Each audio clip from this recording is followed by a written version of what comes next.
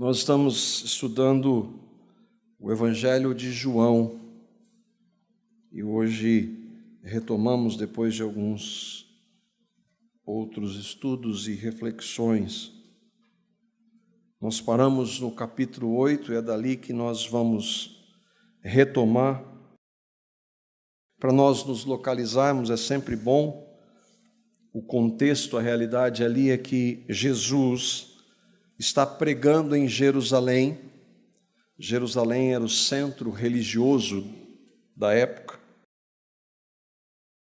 Os fariseus, os religiosos, estão sempre ao encalço de Cristo. Eu estava conversando com o irmão Gabriel ali no momento de oração. Eles sempre faziam perguntas às quais eles não queriam respostas. Muitas pessoas fazem perguntas que não estão nem um pouco interessados na verdade. E os fariseus, a maioria deles era assim, questionando, tentando pegar Jesus em algum ponto da lei que Jesus criou. Apesar de não ter a aprovação dos religiosos, Jesus não tinha, muitas pessoas iam onde ele estava, onde ele estivesse, para ouvi-lo, porque ele não falava como homem, porque ele não é homem. Ele falava com poder, porque ele é Deus. Mesmo não tendo aprovação da religião oficial, Jesus falava a palavra de Deus, falava dele, e muitos iam ouvi-lo e se maravilhavam do seu ensino, como nós vimos há um tempo atrás em João 7,15.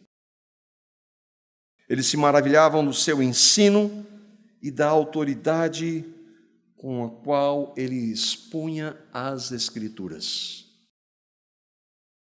Nós fomos até um dos textos mais centrais da Escritura e vamos retomar a partir dali, João capítulo 8, versículo 32.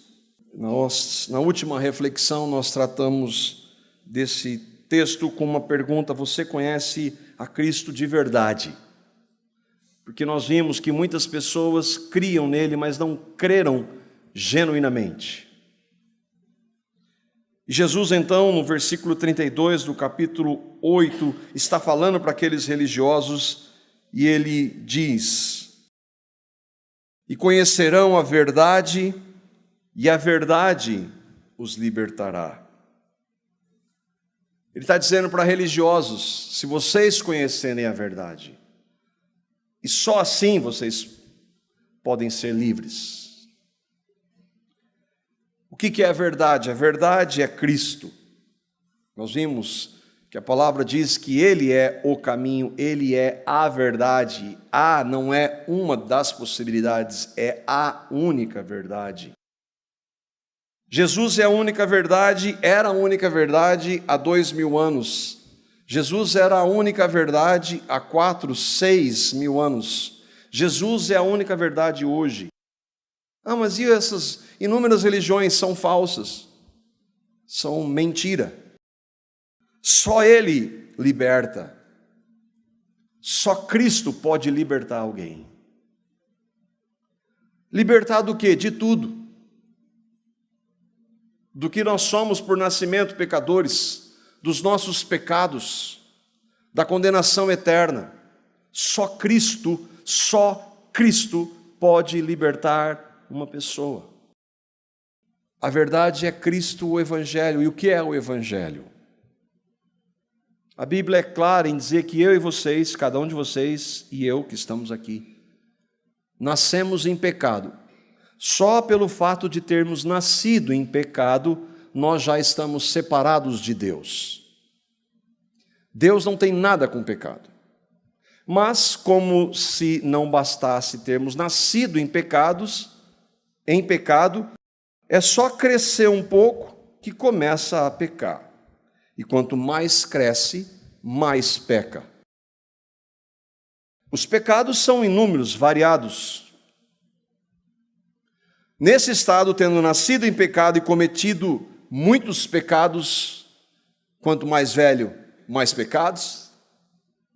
Nós estamos separados de Deus, não há nada que o homem possa fazer para mudar esse estado, nada. Ele não adianta vir à igreja, tentar obedecer alguns mandamentos, parar de fazer isso, começar a fazer aquilo, nada disso muda. Por isso então que toda religião é falsa, porque toda religião diz que você tem que fazer ou deixar de fazer alguma coisa para ser aceito por Deus, mas isso é impossível. Esse é o nosso estado, é a nossa realidade. Mas a palavra evangelho é boa nova, boa notícia, que Deus pode transformar isso. E só há uma maneira, Cristo. E como Ele faz isso? Há 2000 anos Ele veio como homem, nós cantamos aqui. Ele veio como homem, mas Ele é Deus, Ele se encarnou. E viveu uma vida perfeita. Ele não nasceu em pecado porque Ele é Deus, daí a concepção só de Maria, porque Jesus é Filho de Deus. Ele nasce sem pecado, vive uma vida perfeita, em obediência ao Pai, tudo e cumpre tudo que era exigido por Deus. E o cumprimento final é a sua morte na cruz por pecadores. Deus exige perfeição. Como nós não somos, só há uma alternativa para nós sermos aceitos: Cristo. Todos aqueles que reconhecem o seu pecado, se arrependem, crendo no que Cristo fez, no seu pagamento de morte e ressurreição há 2000 anos, morrendo por nós e nos levando a morrer nele, todos aqueles que creem, isso só é possível quando o Espírito de Deus revela, aqueles que creem têm a sua dívida paga, seus pecados cancelados, perdoados totalmente, para sempre.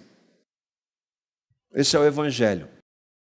Qualquer outro assunto da Bíblia, se não tiver isso como base, não serve para nada. Você crê no Evangelho. Você tem certeza. Você, não o seu vizinho, não, eu sei, não, eu participo. Não, você creu no Evangelho. Nós vimos também que só Deus pode fazer alguém crer. Crer de mentira, todos creem. Mas de verdade, só Deus pode fazer. Ninguém pode. Só o Espírito Santo de Deus pode converter alguém. Vimos também que quando Deus faz isso, quando Ele realmente leva alguém a crer de verdade, essa pessoa passa então a ser habitação de Deus, na pessoa do Espírito Santo. E Deus vai transformar essa pessoa. Vai transformar o seu caráter, as suas atitudes, as suas vontades. Não perfeitamente nessa vida, não porque ele não possa e não tenha o poder, mas porque nós ainda trazemos resquícios do nosso velho homem, como a palavra diz, e que aos poucos precisam ser tratados, mas Cristo vai tratar. Ele começou uma boa obra e Ele é fiel para completá-la até o dia que Ele vai voltar para nos buscar ou nós vamos encontrá-lo. Aqueles que creem de verdade são convertidos, regenerados, nascem de novo. E Ele vai transformar a vida daqueles que creem. Diante disso, e aí nós entramos propriamente no tema, que é uma pergunta: filhos do diabo? Que expressão é essa? Isso não deve ter vindo da boca de Jesus, não. Pois é, mas veio. Não do Jesus que alguns hoje pregam, que é um Jesus só amor. E nós vamos ver por que essa expressão e por que o título, filhos do diabo. Nós vamos retomar a conversa de Jesus a partir do versículo 33 e vamos até o versículo 45. Lembre-se, Jesus está falando para religiosos. E Ele diz para esses religiosos que só conhecendo a verdade, que é Ele, que é o Evangelho que eu acabei de anunciar, é que eles poderiam ser livres. A religiosidade deles não valia absolutamente nada, ainda que eles se apegassem àquilo. Religiosos não conhecem a verdade, porque senão Jesus não diria: vocês precisam conhecer a verdade. Tudo que eles sabem a respeito de Deus é mentira. E diante desta afirmação que Jesus faz, os judeus então vão mais uma vez retrucar. A partir do versículo 33, João 8, 33 até 45, nós vamos ler, eu vou projetar os textos se você quiser acompanhar. Eu fiz uma pequena distinção aqui de cores para nós vermos Jesus falando e os religiosos estão na cor azul. Vamos acompanhar o texto. Depois de Jesus ter dito: conhecerão a verdade vos libertará. Eles lhe responderam: somos descendentes de Abraão e nunca fomos escravos de ninguém. Como você pode dizer que seremos livres? Jesus respondeu: digo-lhes a verdade. Todo aquele que vive pecando é escravo do pecado. Ora, o escravo não fica para sempre na casa, o filho fica para sempre. Portanto, se o filho os libertar, vocês de fato serão livres. Eu sei que vocês são descendentes de Abraão, contudo, estão procurando matar-me, porque em vocês não há lugar para a minha palavra. Eu lhes estou dizendo o que vi na presença do Pai, e vocês fazem o que ouviram do pai de vocês. Abraão é o nosso pai. Responderam eles. Disse Jesus: se vocês fossem filhos de Abraão, fariam as obras que Abraão fez. Mas vocês estão procurando matar-me, sendo que eu lhes falei a verdade que ouvi de Deus. Abraão não agiu assim. Vocês estão fazendo as obras do pai de vocês. Protestaram eles: nós não somos filhos ilegítimos. O único pai que temos é Deus. Disse-lhes Jesus: se Deus fosse o pai de vocês, vocês me amariam, pois eu vim de Deus e agora estou aqui. E não vim por mim mesmo, mas Ele me enviou. Por que a minha linguagem não é clara para vocês? Porque são incapazes de ouvir o que eu digo. Vocês pertencem ao pai de vocês, o diabo, e querem realizar o desejo dele. Ele foi homicida desde o princípio e não se apegou à verdade, pois não há verdade nele. Quando mente, fala sua própria língua, pois é mentiroso e pai da mentira. No entanto, vocês não creem em mim, porque lhes digo a verdade. Eu já compartilhei com os irmãos que, quando eu estou meditando no tema, no estudo, como nós estamos estudando expositivamente a carta, o Evangelho de João, às vezes nós paramos num ponto, não temos tempo para estudar tudo, então nós vamos por partes. E quando eu volto e retomo onde nós paramos, a minha postura é sempre: Senhor, eu quero que o Senhor fale comigo, eu não quero preparar um estudo. Eu quero que o Senhor fale comigo. O Senhor fala pela sua palavra. Fala comigo pela sua palavra. E aí eu procuro retomar onde nós paramos, tentando achar aí um pedaço do texto que possa ter um começo, um meio e um fim, para que nós, dentro do nosso tempo de normalmente 45, 50 minutos, nós possamos discorrer do texto.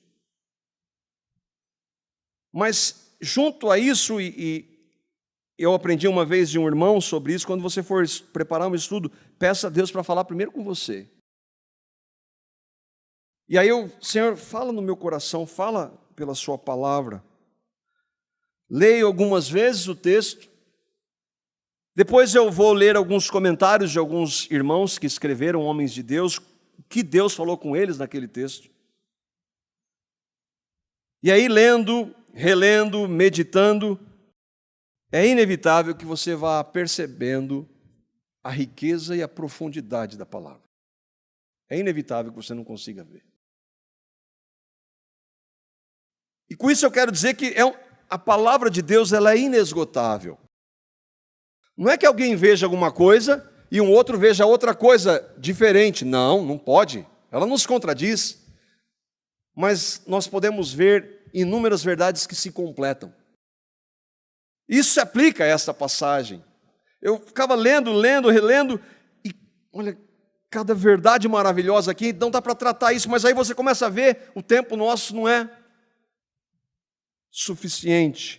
Há tantas verdades e ensinos aqui que nós poderíamos literalmente ficar alguns dias conversando. E eu não estou falando assim de viajar no texto.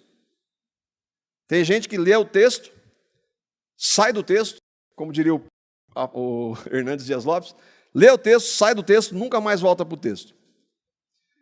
Não, vamos ler aqui, ler tipo assim, vamos ler porque tem que ler mesmo, mas eu vou falar das coisas da minha cabeça. Não, não é isso. É expor o texto, é ver cada palavra, o que ela está falando, porque ela é a palavra de Deus e não o pregador. Mas o nosso tempo não é possível. Então eu espero algumas verdades que pela graça do Senhor eu pude ver, e nós vamos ver, porque o texto está falando, você também vai ver vários fundamentos na palavra. Alguns deles, por exemplo, o texto mostra claramente soberania de Deus e responsabilidade do homem. Quando Jesus fala, vocês não entendem, mas é porque vocês não foram criados para entender. Ele confronta, mas ele mostra que eles não vão entender. A não ser que Deus revele. Porque se Deus não revelar, ninguém entende. Soberania de Deus, responsabilidade humana. Mas como é que isso se encaixa? Eu não sei. Mas a Bíblia diz que é assim. Eu não tenho que saber. Outra verdade, o conceito de verdade absoluta.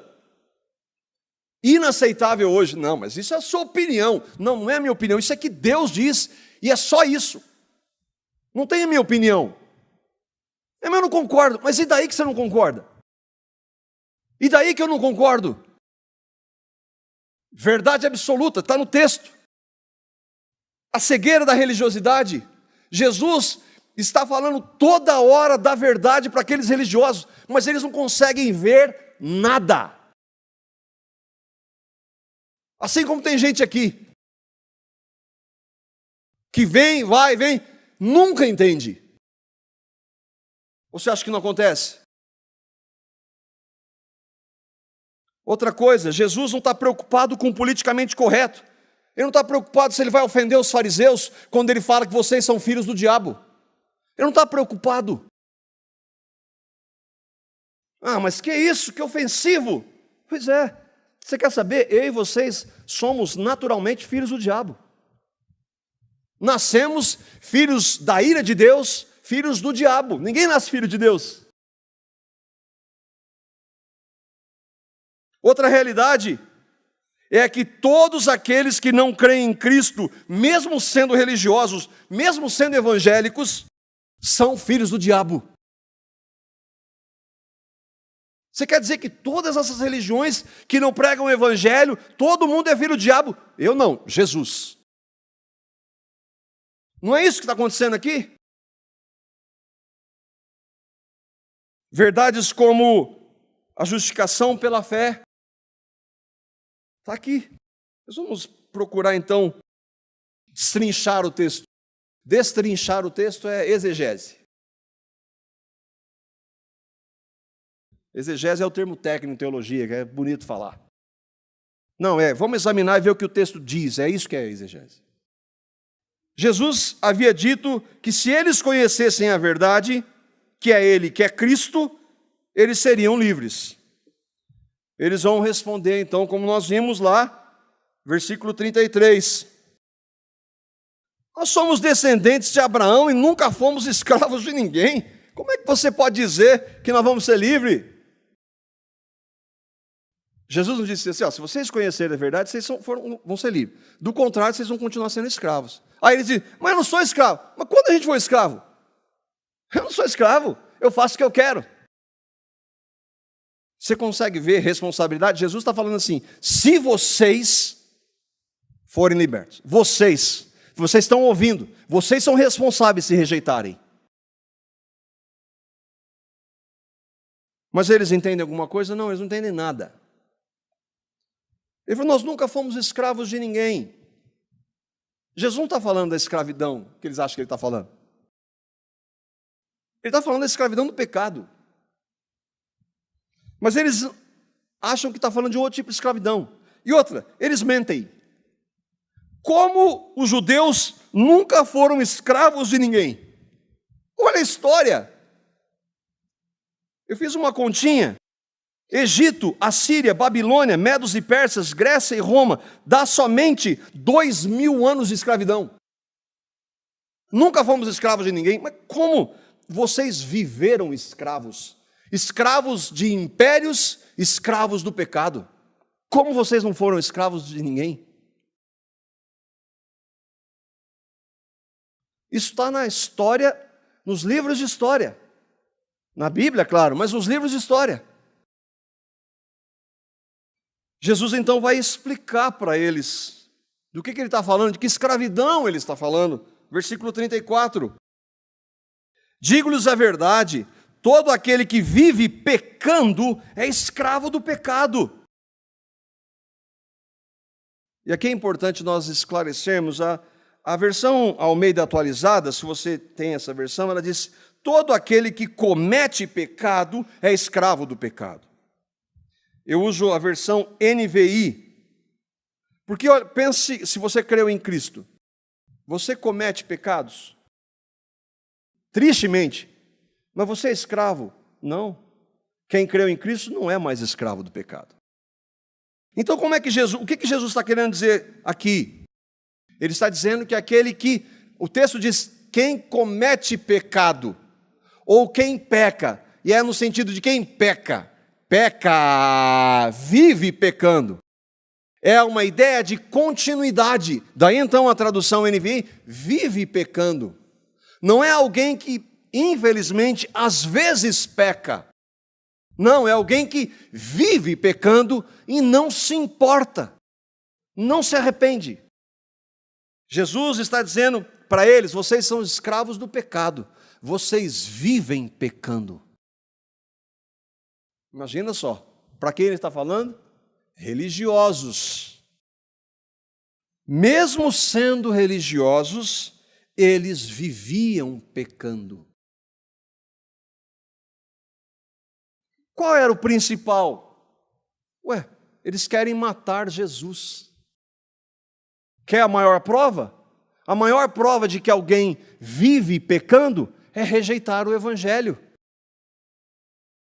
Lembra que nós vimos do pecado porque não creem em mim. A origem de todos os pecados é a rejeição ao Evangelho.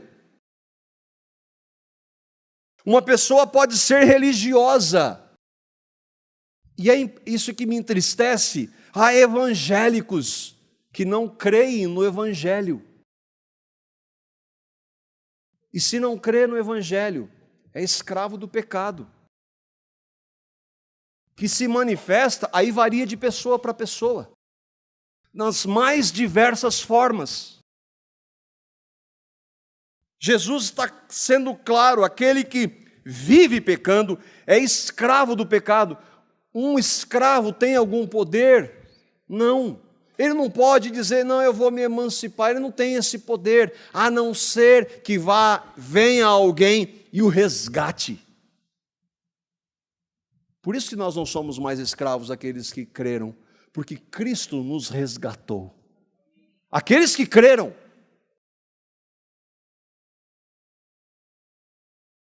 Jesus faz aquela comparação do escravo e do filho, porque naquele contexto havia escravidão. Um escravo, apesar de ter muitos direitos na casa, ele não era filho e nunca seria.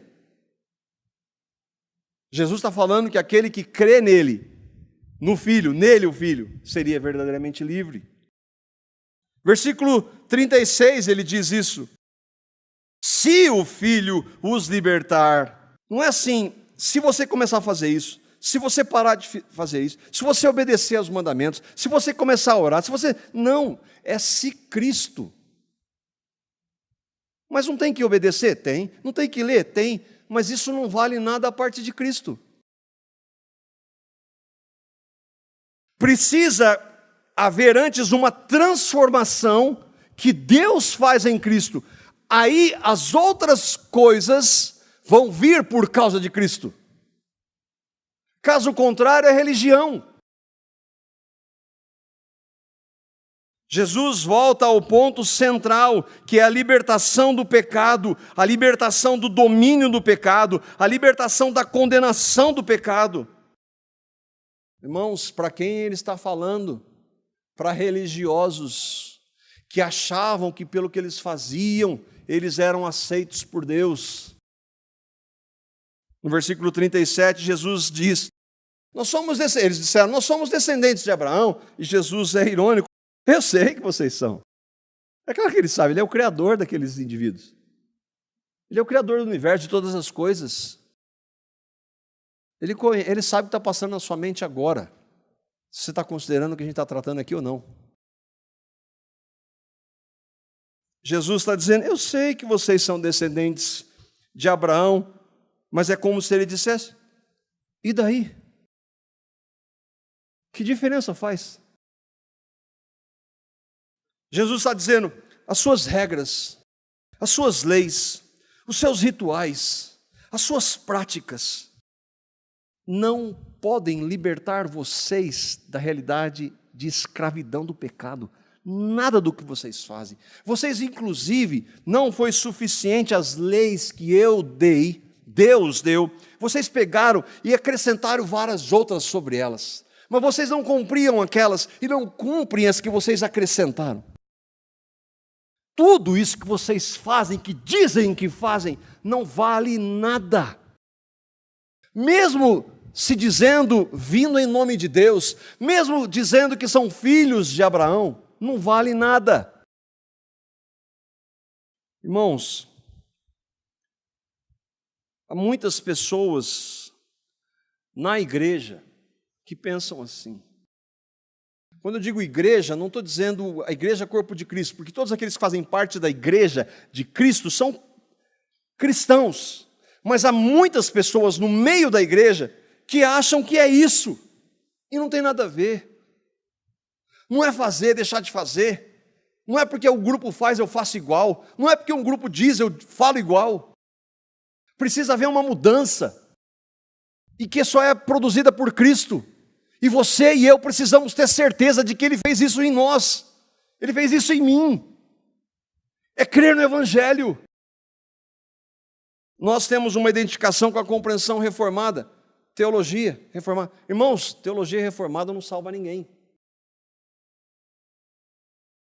Nossa, eu conheço tudo de teologia reformada. Você conhece a Cristo. Cristo você conhece. Você já nasceu de novo. Ele já libertou você. Você tem certeza? Ah, bom. Então, vamos andar por esse caminho que nós cremos é o que mais glorifica a Deus. Mas não adianta nada você ter conhecimento sem ter Cristo. É o pior estágio que alguém pode estar. E era exatamente esse estágio daqueles homens. Porque eles eram os detentores da lei de Deus, mas não conheciam a Deus. Mas eles vão continuar. Versículos 39 e 41. Jesus está confrontando eles. Abraão é o nosso pai. 41. Nós não somos filhos ilegítimos, o único pai que temos é Deus. Eles continuam se apegando em sua religiosidade. Eles não estão entendendo nada. Nada. Ao se defenderem, Abraão é o nosso pai, eles estão dizendo, Deus escolheu Abraão. Eu sou tataraneto do Abraão. Então eu estou dentro. Não, isso não vale nada. Deus escolheu Abraão, que aliás não era nada, porque Ele é soberano, Ele escolhe quem Ele quer. O fato deles ter escolhido alguém não dá mérito para quem escolheu. O mérito é sempre de quem escolhe. Abraão não é nada. Hoje tem muita igreja voltando com os rituais. O povo de Abraão não vale nada. A realidade é Cristo. E as pessoas estão voltando com um monte de ritualismo, com um monte de símbolo da época dele. Sem Cristo, tudo aquilo que aqueles homens faziam não valia nada. E outra coisa, isso é importante. O que Jesus está dizendo se aplica a todo religioso. Todo religioso, ele tem uma característica, você pode saber. Ele diz, mas não faz. Não faz. Só fala. É o que Jesus chama esses mesmos, por 7 vezes em Mateus 23, de hipócritas. Hipócrita é só fachada. Diz, mas não tem vida. Fala, coloca a lei, mas não faz. O que é impressionante é que Saulo foi um desses mesmos religiosos. Ele era fariseu de fariseus, o topo da religião. E olha o que ele vai, ele também queria matar Jesus. Mas Jesus havia morrido e ressuscitado, mas ele queria matar os cristãos. E quando ele vai matar cristãos, o que Jesus fala para ele? Por que você está me perseguindo? Perseguiu o cristão, me perseguiu, Jesus disse. Saulo consentia na morte de crentes. Saulo era igualzinho esses. O que aconteceu? Saulo tomou a decisão que quis mudar? Não. Deus o transformou. Deus o converteu quando ele queria matar crentes. Aí, quando Deus revela para Paulo, o que ele era, ele vai dar a descrição do que é um judeu. Romanos capítulo 2, versículo 1, para nós mostrarmos para quem ele está falando, versículos 17 a 23. Olha o que é um homem que se pauta em sua religiosidade. No contexto é judeu, mas todo religioso é exatamente isso. Romanos capítulo 2, versículo 1, e depois os versículos 17 a 23. O versículo 1 é para mostrarmos para quem ele está falando, e o versículos 17 a 23 mostra o que ele está dizendo que são essas pessoas. Ele diz, você que julga os outros é indesculpável, pois está condenando a si mesmo naquilo em que julga, visto que você que julga pratica as mesmas coisas. O que ele está falando? Versículo 17. Ora, você que leva o nome de judeu, apoia-se na lei, orgulha-se em Deus. Se você conhece a vontade de Deus e aprova o que é superior, porque é instruído pela lei, se está convencido de que é um guia de cegos, luz para os que estão em trevas, instrutor de insensatos, mestre de crianças, porque tem na lei a expressão do conhecimento e da verdade, então você que ensina aos outros, não ensina a si mesmo? Você que prega contra o furto, furta? Você que diz que não se deve adulterar, adultera? Você que detesta os ídolos, rouba-lhe os templos? Você que se orgulha na lei, desonra a Deus, desobedecendo a lei. Você diz e cobra, mas não faz nada. Esse é o religioso. Todo religioso é assim. Todo religioso. Fala, mas não faz nada. Saulo era assim. Ele dizia, eu era irrepreensível. Mas quando Deus abriu seus olhos e mostrou a Cristo, ele disse, joguei tudo fora. Alguém que conhece a Deus é aquele que, quanto mais conhece, mais reconhece que não é nada. Não importa qual religião, todo religioso é assim. Todo santo aos seus próprios olhos. Oh, aquele ar de santidade, roupa diferente. Oh, eu sou santo. Fala, muda o tom para mostrar sua santidade. Aquilo é fachada, é hipocrisia pura. Vocês dão risada porque vocês já ouviram isso, né? Eu já ouvi bastante. Oração muda o tom. Oh, Senhor! Isso é santidade? Não. Isso é mudança? Não, isso é religiosidade. Mas se diz santo, se arroga das suas práticas. Olha o que eu faço, olha o que eu deixo de fazer. Olha só, olha para mim. diz, mas não faz. É assim todo religioso. Não importa se ele é judeu, não importa se ele é um religioso evangélico. Jesus vai dizer para eles, então, já que eles estão se pautando em Abraão, então vamos olhar para Abraão. Jesus está falando, Abraão não agiu do jeito que vocês estão fazendo. Versículo 40. Abraão não agiu assim. Eles se gloriavam em Abraão, mas como nós vimos Paulo dizer, era só discurso. Deus estava dizendo que Abraão não era como eles. Aliás, o que Abraão fez de diferente? Paulo nos ajuda. Romanos capítulo 4, versículo 3. Os judeus se gloriavam em dois homens, Abraão e Moisés. E aí então Paulo, um ex-judeu, fariseu, vai dizer o que Jesus está dizendo que é a mesma coisa. Romanos 4,3 diz, pois o que diz a Escritura? Abraão creu em Deus e isso lhe foi imputado para a justiça. Não é que Abraão fez alguma coisa, Abraão era um pagão. Sabe que é pagão? Um idólatra, ele adorava deuses, falsos deuses. Deus foi lá e falou, eu quero esse aqui. Se Deus não fizesse isso, ele teria morrido pagão. Mas como Deus o escolheu e se revelou, ele creu. Não é que ele fez alguma coisa. Porque nós vamos ver, você conhece um pouco a história de Abraão, quantas vezes, Abraão acertou em todas, né? Abraão era um exemplo. Era. Não, ele é chamado pai da fé. Ele creu. Ele foi justificado diante de Deus porque ele creu. Agora, mas espera aí, o texto está dizendo assim, Abraão creu em Deus. Os judeus também criam em Deus. Aliás, eles disseram, o único pai que nós temos é Deus. Eu não estou falando a mesma coisa? Nós vimos no último estudo que há um crer que até os demônios creem. Você crê em Deus? Tiago diz. Os demônios creem e tremem. Ou seja, esse crer que você diz que crê, como eles estavam dizendo, não valia nada.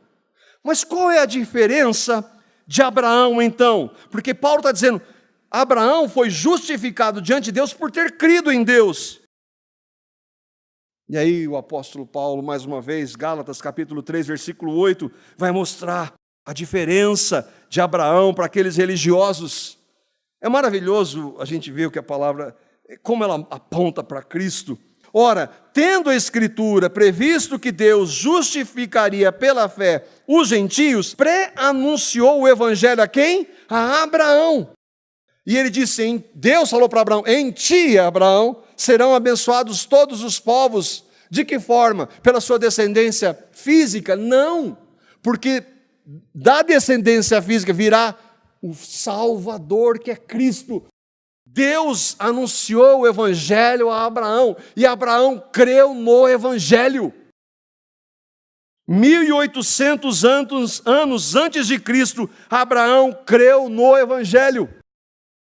Por isso ele foi salvo. Mas Cristo veio 2000 anos depois. Aí Paulo, um ex-judeu, que conhecia tudo de lei, mais uma vez, inspirado pelo Espírito, vai mostrar um pouquinho à frente aí no versículo 16 do capítulo 3 de Gálatas. Olha o que ele diz. Ora, as promessas foram feitas a Abraão e ao seu descendente. Não diz aos descendentes como se falando de muitos, porém como de um só, ao teu descendente que é Cristo. Deus falou a Abraão, eu vou abençoar a sua descendência. Não é os seus descendentes, todos eles. Não, é um deles. O meu filho, que vai ter que nascer como um homem. Para ele nascer como homem, ele precisa passar pelo ventre de uma mulher que era judia. Abraão creu na promessa de Deus. Abraão creu no Evangelho, ele foi salvo pela graça. Mediante a fé, ele creu. Os judeus queriam matar Jesus. Eles não entenderam. Eles se diziam filhos de Abraão, mas não criam no evangelho que Abraão anunciou. Deus anunciou o evangelho a Abraão. O descendente Cristo. Paulo jamais teria compreendido isso se o Espírito Santo não tivesse revelado. Se o Espírito Santo não tivesse convertido. Ele estaria perseguindo cristãos ainda. Abraão foi salvo pela fé. Os judeus se pautavam em obras que eles mandavam os outros fazer, mas eles não faziam. Você entende por que nós enfatizamos tanto que o Evangelho, o centro da Bíblia é Cristo? Ele está em todo lugar na Escritura. É Ele que deve ser anunciado, quando Paulo diz, nada me propus saber entre vós, senão a Cristo e esse crucificado, porque essa é a mensagem.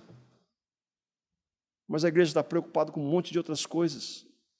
Ah, isso aí é muito complicado. Isso é o centro. A propósito, só para a gente lembrar, quando Deus chamou Abrão, ele só passou a ser Abraão depois que ele creu. Abraão era um pagão. Deus foi lá e falou, esse é meu. Do mesmo modo, ele salvou Saulo. Saulo ia matar cristãos. Ele falou assim, esse é meu. E do mesmo modo, ele salva todo aquele que crê em toda a história. Nenhum de nós participa. Mas eu creio. Não, você creu porque Deus revelou o Evangelho para você. Então, isso mostra para nós que nós não somos melhores do que ninguém. Você crê no Evangelho hoje? Louve a Deus, porque foi Ele, pelo seu amor, graça e misericórdia, que revelou Ele a você. Volta lá para João, para nós terminarmos. Jesus, então, vai dizer àqueles religiosos, e aí o tema da nossa mensagem, versículos 44 a 45, Jesus está dizendo para eles, vocês pertencem ao pai de vocês, o diabo, e querem realizar o desejo dele. Ele, o diabo, foi homicida desde o princípio e nunca se apegou à verdade, pois não há verdade nele. Quando o diabo mente, ele fala a sua própria língua, pois ele é mentiroso e pai da mentira. No entanto, vocês não creem em mim, porque eu digo justamente o contrário do diabo, a verdade. Vocês não querem a verdade. Vocês não querem a verdade. O que me impressiona, irmãos, é que Jesus não está falando para prostituta, para pedófilo, para assassino. Jesus, a única vez que ele usa a expressão filho do diabo é para um grupo de religiosos. Isso não faz você pensar? Às vezes conversando com alguns irmãos que estão envolvidos e com família no meio da religião, de pessoas que se arrogam a sua religiosidade por hipocrisia. Essa é a realidade de todo religioso, filho do diabo. É triste, mas é o que Jesus está dizendo. Jesus está falando para aquele povo que hoje é muito, O religioso é gente boa. Nossa, aquele homem lá é um justão, trapo de imundícia.